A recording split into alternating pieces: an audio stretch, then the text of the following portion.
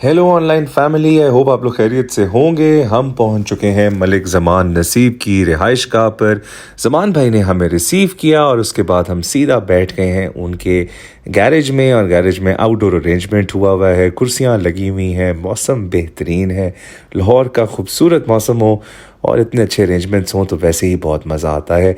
अब आपके लिए यहाँ आज हम लेके आए हैं एक बहुत ही स्पेशल चीज़, और वो ये है कि आप देख सकते हैं कि तवा लगा हुआ है और मलिक ज़मान सामने बैठे हुए हैं।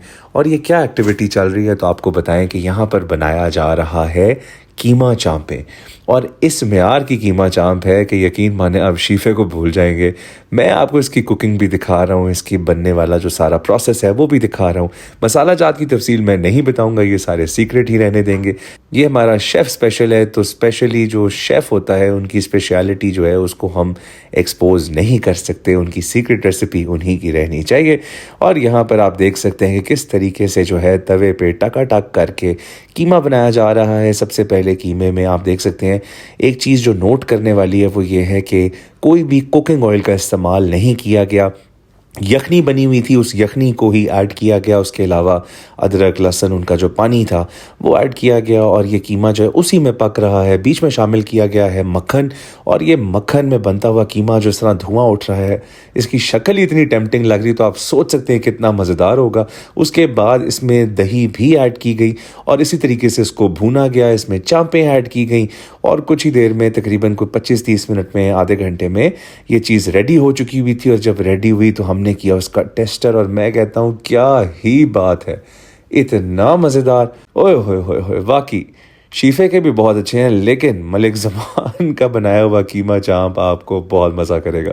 उसके बाद आप देख सकते हैं नान ऐसे नहीं रखे गए, नान को उसी तवे पे डाला गया, और वो जो मसाला था ना उसके अंदर जिस तरीके से उस नान को रोटेट किया गया, और वो एक मसाले वाले नान का जो आउटकम निकला है ना, ओए होए होए होए, मैं कहता हूँ कमाल।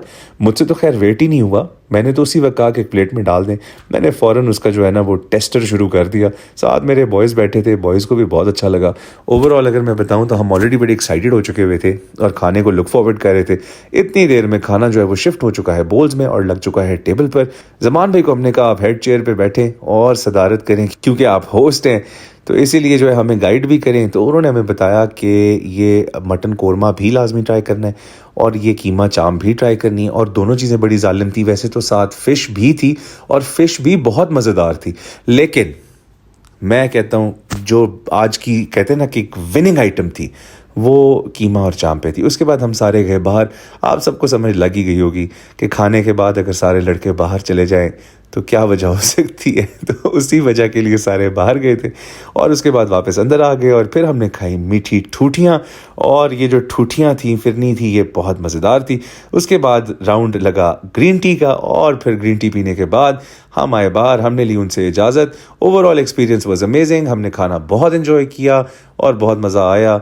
मलिक ज़मान नसीब ने ये वादा किया था हमारे पॉडकास्ट में कि जब आप आएंगे तो आपको बेहतरीन खाना खिलाएंगे, और यकीनन खाना वाकई में बहुत ही बेहतरीन था।